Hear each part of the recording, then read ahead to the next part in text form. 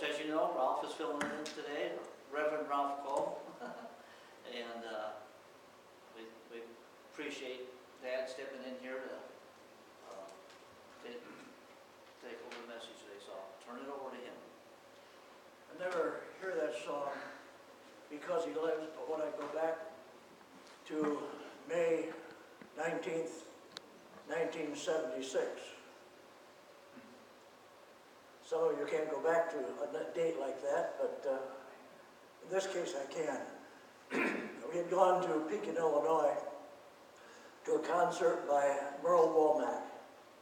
That name may not mean too much for you, but back in the early 70s, a gentleman out of Spokane, Washington, was on such call for funeral singing, for singing at funerals, that he decided the best thing to do is record some songs and then make some music boxes, some recording equipment to be played at the funeral homes and distribute and sell to the funeral homes the tapes of his singing.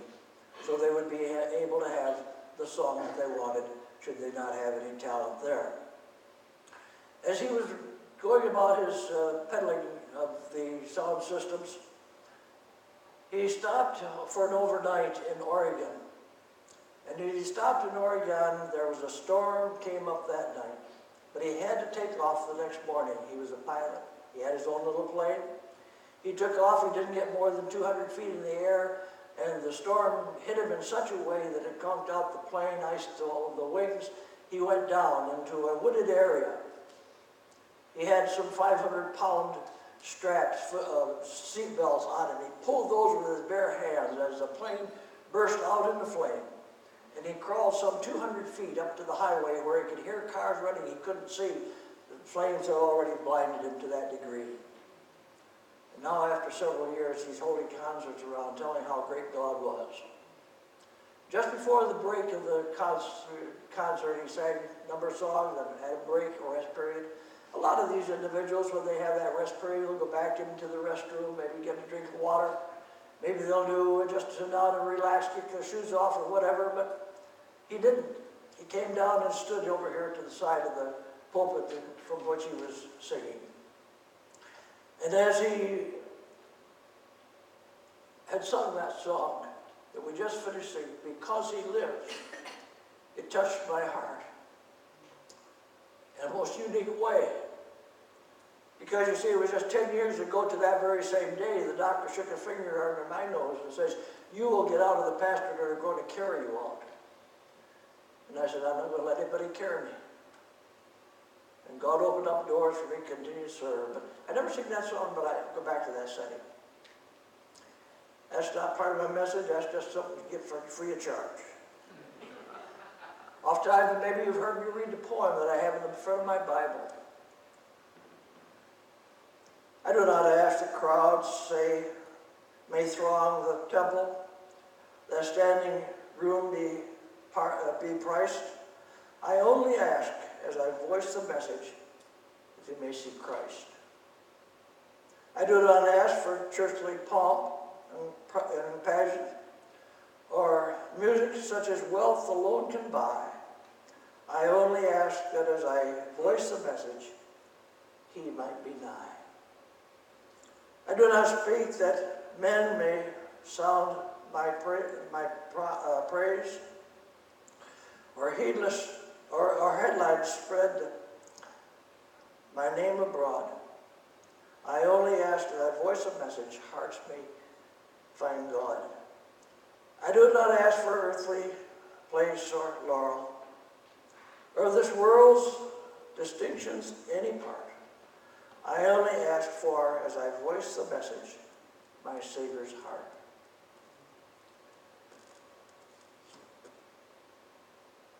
I like the film Fiddlers on the Roof. I enjoy it. I have it in my own library. I was hoping we could have the introduction to it on the screen this morning. After the credentials, you see Trev standing there with his, looking down, seeing the ducks and the animals there in the roadway. You see the fiddler up on the roof, and Trevor makes this statement, something to the effect that, how does one wish his life? By playing up on the roof. And he says, tradition. We have a tradition for everything. How to work, how to dress. I even wear a hat, a press-on. You ask me why? What's the response? I don't know. So many times we have that. I'm thankful for my son-in-law. I really am. He makes his daddy-in-law to look good. He knew better than putting the camera way back up there and looking down and seeing me preaching to an empty pew, or an empty section, basically. So he brings it up here, so I'm looking like it's a big crowd, and I appreciate that. But why are you sitting where you are? Tradition. I had a lady in one of my churches. We had a visitor one morning. Sat over here, just about where Sister Eileen's sitting. And up by the window, just right beside her, was a little plaque about yay big.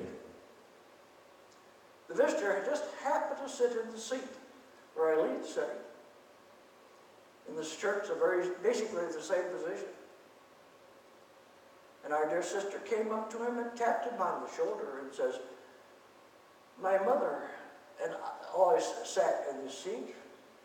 I've always sat in this seat since she passed away many years ago. Would you please move so I might sit in this seat? Tradition. And sometimes we have these traditions that we don't know, as did tribe, how and why or what. Just, I don't know why we have them. But we do. Traditions are not bad. They're not bad at all. You hear it every once in a while. I detest change. Why things can't be left they are. We got to get used to something and it disappears. Something else takes its place. We get a new chorus, we get a new song, and we leave it in a few days. So just give me the good old days. But you know, we're not driving the old Ford or the old Chevrolet. We're using some of the old equipment that we had once used. And it was interesting that I got an email, or on Facebook I should say, just a couple of days ago from my nephew. My youngest brother's youngest son. He's just exactly 1/2 my age. He's 46 years old. I'm going to tell you how old I am. But he's 46 years old. And this is what he put on Facebook. I've seen finger dial telephones become beepers, to cell phones that text through the number pad, to cell phones that surf the web and even check your heart rate. I've seen carburetors turn EFIs, whatever they are, to electric, and they aren't done yet. I've seen Betamax turn to VCR, to DVD, to Blu-ray, to streaming. I've seen floppy disk to hard disk, to CDs, to flash drives. I've seen rabbit ears and rooftop antennas connected to a TV. And that changed into a dish on the roof connected to a TV the size, and it goes on with a description of how big. They just say we're a generation that cannot accept change. Maybe we're overcome by it now. I thought that was a rather interesting comment. It sounds familiar, doesn't it? So many things change. Leave them just as they are. And we have traditions, and for some reason or other, we say that we're kind of in a rut because of it. And some time back, I found the definition of a rut. It's a grave with both ends kicked out. Sometimes it's not bad, and sometimes it's very bad. Now there are some things that are changeable, and we want to look at those changeable things this morning. In the first place, we find the methods may change. I remember when my dad was helping a cousin of my mother's harvest his hay, his crop. And I was left with the old Model T Ford to drive the 13 or 14 miles over to that farm to pick up my dad. The old Model T Ford, I don't remember what year it was, but it was before the turn of the century. I had 4 flat tires on the way over. I might say the tires were not the best. Each one of those tires had to be, the car had to be jacked up. Not like the jack we have today. Had to be jacked up. I had to take the tire off, the wheel off. I had to remove the tire from the frame, from the rim. I had to take the rubber inner tube out of it and use a little patch kit that we had and rub it, put some cement on it, put a rubber patch on it, and put it back in, and then pump it up. We didn't have AAA in those days. I had to do that 4 times in that 13 or 14 miles to Arthur's home. I used to have a 1936 Ford, one of the first cars I had. And I was driving back and forth to school, and oftentimes my fuel pump would give out, and so I learned that I could go to Western Auto in those days, and I could pick up a fuel pump, and I could have 1 or 2 in the trunk, in the car, in the little compartment on the back of the car. Not the trunk, really. I guess it was a trunk, too. Back of the car. And I could get out there, and in 10 minutes I could take the old fuel pump off and put the new pump on. I wouldn't even know where to find the fuel pump in our today. The methods have changed. And we have to realize that sometimes we do see those changes are made. We go to the store, we give them a credit card instead of the cash. And if you happen to be, like I am, the bill comes to $22.76, you might happen to reach in your pocket and put a penny down. And the gal hit some buttons on the thing and said, oh, you have so much change coming back. And I actually had one to make the change and then give me back my penny. Instead of the quarter, it would have come back if she kept the penny. Change. Change is not always bad, good. But there is a better way. Another thing that needs changing from time to time, that we can see change from time to time, is the mindset.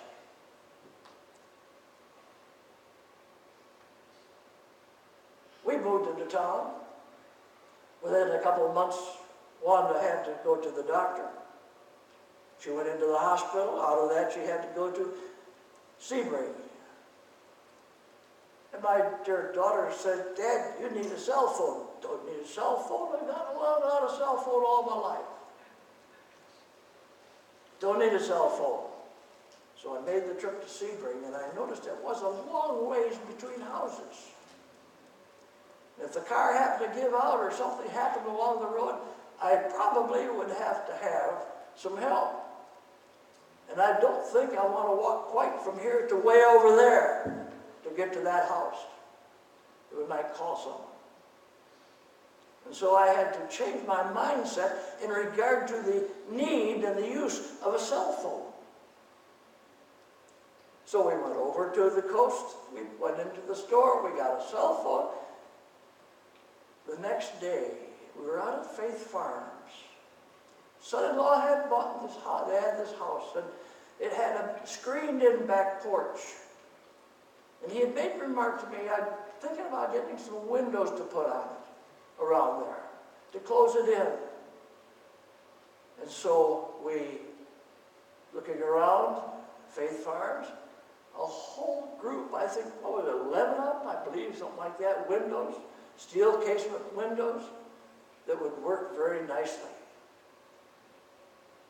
I had the cell phone out in the car. I took my keys, I went out, opened up the car, took the cell phone out, called my son-in-law and said, hey, they've got some, do you want me to put a hold on it? They're going to be this much, probably about the cost of one, maybe two at the most. You've got this, it'll do the job for you, I think. Yeah, go ahead. I laid the keys down on the seat when I made the call. I closed the door, clunk. Oh, my keys are there. The car's locked. What am I going to do? Hello? Please send someone to unlock my car. I put the cell phone back in my pocket, and in 20 minutes, someone came around and took care of it. My mindset had been changed. We sometimes have to change our mindset about things. I've known of some gals that have said, I'll never marry a preacher. You have to be careful what you say, because sometimes you have to eat those words. I know of two gals that did. I've tried hard not to be a good preacher, so they wouldn't be too disappointed. So we find our mindset needs to be changed. Another change that needs to be made from time to time that is changeable is the ministry. Oh, Brother Crowell, you're getting on thin ice now. I don't think so. Remember when we used to have a revival of 10 days? It had to be a 10-day revival. What happens when you have a 10-day revival today? Well, about the second night, well, I can't be there because my kids have got something going on in school. And I can't come Thursday night because it's bowling night. And Friday night, we always go out for pizza. Would you believe in one of my churches we had an ongoing, well-attended, 10-week revival? The Lord blessed us. And we kept going. And kept going. I'm sorry, not a 10-day revival. Look what we had. We had a 5-week revival. I'm sorry. A 5-week revival. We used to have Sunday school. We used to have Sunday night services. We used to have a lot of things. We never had a PA system at camp meeting. We never had the overhead. We never had this. But we have found that some of the changeable things are necessary as we go through time. Now we go to some things that need not be changed. Well, I know you said, Brother Crowell, you haven't gotten a text yet. Give me time. We moved into a new area. They had the surveying stakes made around the area for the different houses, for the different lots. And I looked out the window one day, and here was a neighbor lad, oh, I don't know, maybe 6 or 7 years old. Back there, as yet, those were just little lath stakes with a little flag on them. But here's the kid out there kicking and breaking that stake off. And I went back to him and I said, look, son, those are very important stakes. That tells me where the corner of that lot is and where the corner of my lot is. They have surveyed that, and these are important stakes, and men are not to be bothered with those. Those stakes actually were made at that time with some very, very careful instruments, and now we can take our cell phone out, we can take it right to the inch where that spot is.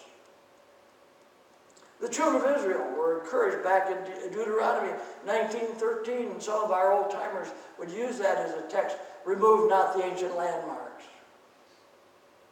And how careful we need to make sure that there are some things that we do not change. Number one, we do not need to change, we cannot change the message.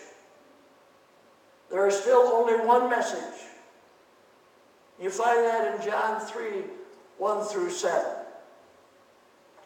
I'm going to read it for you. I don't think we have it on the screen, but that's all right. The message, you must be born again.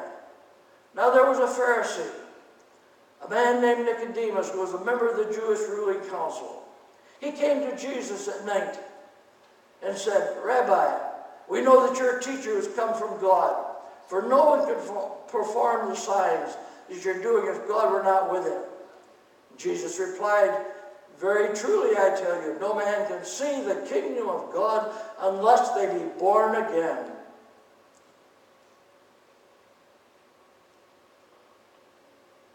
How can someone be born again when he's old? Nicodemus asked. Surely you cannot enter a second time into the mother's womb to be born? Jesus answered, verily I tell you, no one can enter the kingdom of God unless they are born of the water and of the Spirit. Flesh gives birth to flesh, but the Spirit gives birth to spirit. You should not be surprised by my saying, you must be born again. We find in Acts 4:12 these words, salvation is found in no one else, for there is no other name under heaven given to mankind by which he must be saved. It's not by works. I remember the numerous calls that I had by Goldie Robinson. You don't know who she is. You do not know what town she's from. But when I was pastoring in that particular community, she would call from time to time, Reverend, I've got to come to your church and I've got to be baptized. I'm not ready for heaven. And I would say, Goldie, it's not baptism that's going to get you into heaven. Oh, but I've got to be baptized to get into heaven. And the numerous times, and she never did get to the church, I don't know whether she got to heaven or not. I'm not one to judge. I remember one church where we used to pick up a young lady, and among others, at 9 o'clock for Sunday school. It started a little bit later on. There was a black church in the community. I may have been, it was in the St. Louis area. It may have been in St. Louis. I'm not sure whether it was in St. Louis or East St. Louis, but they had this song that they sang over and over and over again. We were in the car about 10 minutes, but they started off the service. One way to God. One way to God. One way to God. It's by Jesus' blood. And then they go on, they had 101 different endings for that, but it was always one way to God. And so we find that salvation is not by someone else or something else. It is only through the blood of the Lamb. You must be saved. The ministry is something that is still standing, unchangeable. Oh, but look how much different our ministry is today. We use slides, we use overheads, and we use this, we use that. I'm not talking about that kind of ministry. I'm talking about the ministry that we see on the board, the message of go. Acts 1 and 8. He said, it's not for you to know the times and the dates the Father set for by his own authority. But you will receive the power when the Holy Spirit comes upon you, and you will be witnesses in Jerusalem, in all Judea, in Samaria, and to the ends of the earth. You will be witnesses. I sometimes, and I haven't done it too many times, but if we happen to have a waitress, I've done it a few times, a waitress that has a very pretty little cross necklace. When she's taking our order, I'll notice it, I'll say, oh, that's a pretty necklace. Is that an ornament or a statement? It was my grandmother's. One answer. another little lady up at Bogey's. It's a testimony. It's a testimony. You will be witnesses. You're writing a gospel, a chapter each day with deeds that you do and words that you say. Men, read what you write, whether faulty or true. Hey, what's the gospel according to you?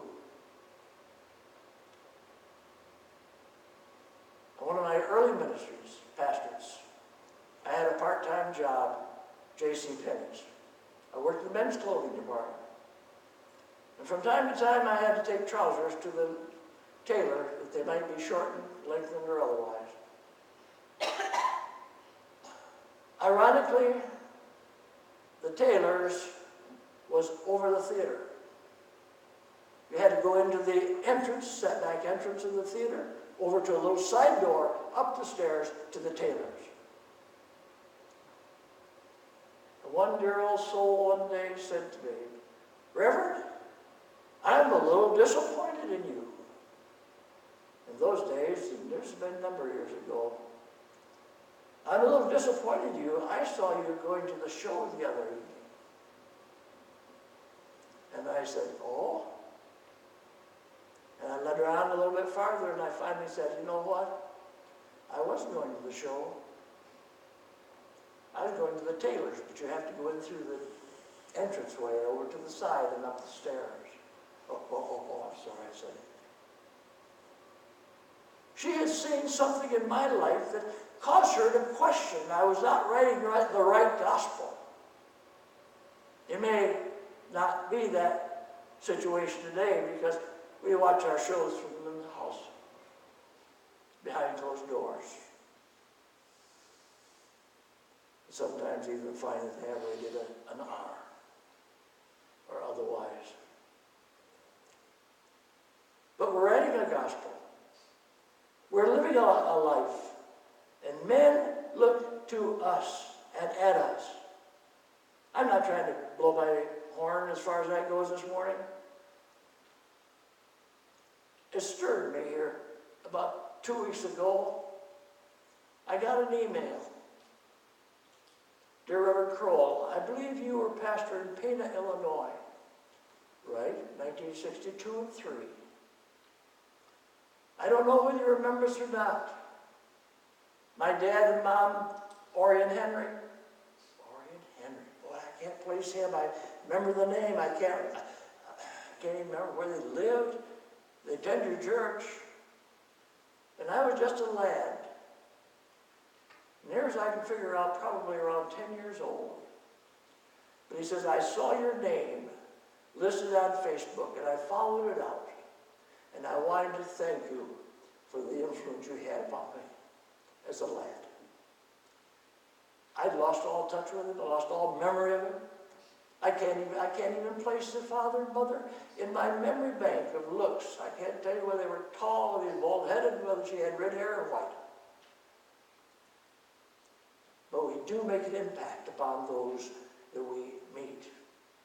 They're reading us. They're reading us closely. And the message should not be changed. Someone came up with a statement some time back.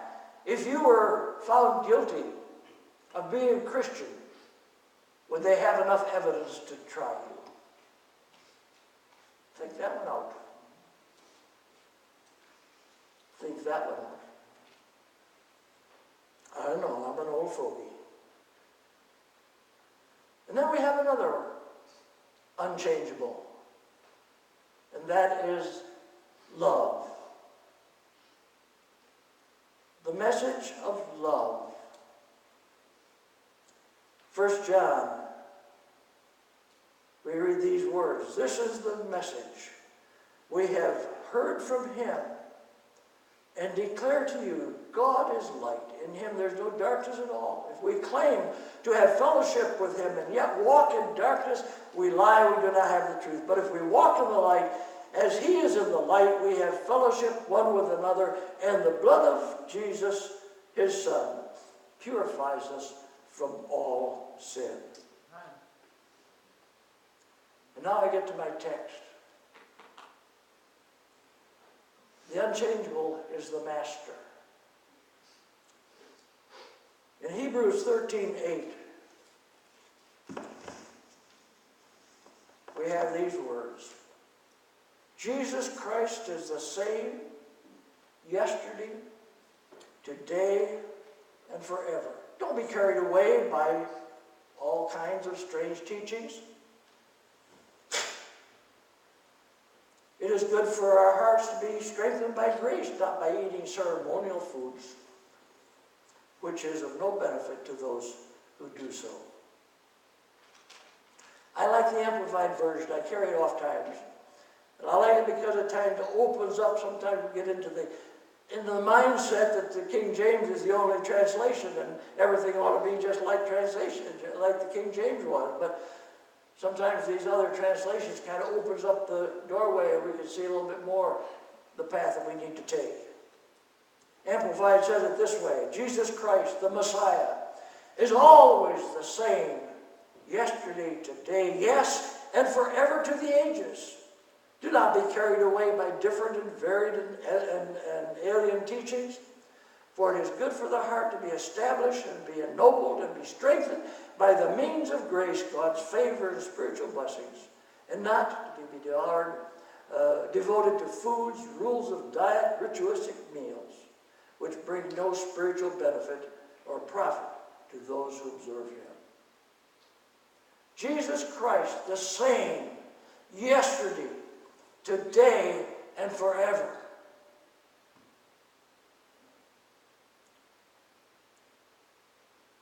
Because he lives, I can face tomorrow. Yeah. Why? Because yesterday, today, we're like, he's the same for tomorrow. If Jesus was precious and present when we're on the mountain, he's going to be the same in the valley. If Jesus is precious and present during the sunshine of our lives, he's going to be the same in the shadows, in the dark times. If Jesus is precious and present in the sunny days, he'll be the same during the storm. If Jesus is precious and present in the summer, he'll be the same in the winter of our lives. If he's precious and present when we are well, he is the same, the yesterday, today, and forever. Do you believe it? I believe it. Changing things, yes. We can change the methods. We can change our mindsets. We can change our ministries to a degree. Some things can be changed, some things can't be changed. We can't change water. God made so much water way back in the beginning, and man has not made water since. We have exactly the same amount of water on earth today as there was when God created it. We can take hydrogen and we can take oxygen and we can try to create water, but it's not there. We can change our mindset, how we thought about things and how we've done things, or we can change our methods. And I'm here this morning to tell us there are three things we cannot change. We cannot change the message. We cannot change the ministry, the goal, and we cannot change the master. Jesus Christ is the same yesterday, today, and forever.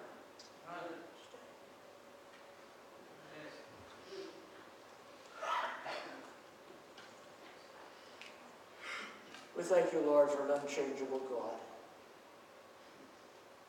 an unchangeable Christ, who is able to take care of us, little old insignificant me. You've taken care of rulers. You've taken care of men of dignity. You've taken care of those that are sitting beside the wayside begging. touched them. You lifted them. You gave them help. You gave them hope. You gave them faith. You gave them a blessing, Lord, as they went out from your presence. And once again they realized Jesus Christ is the same yesterday, today, and forever. Right. And as we go forth, Lord, from this service this morning hour, may our hearts be strangely warmed to what you'd have us to do and how you'd have us to do it, recognizing and testimony to the fact that you are the same yesterday, today, and forever. We ask your blessing upon us. In your name we ask. Amen.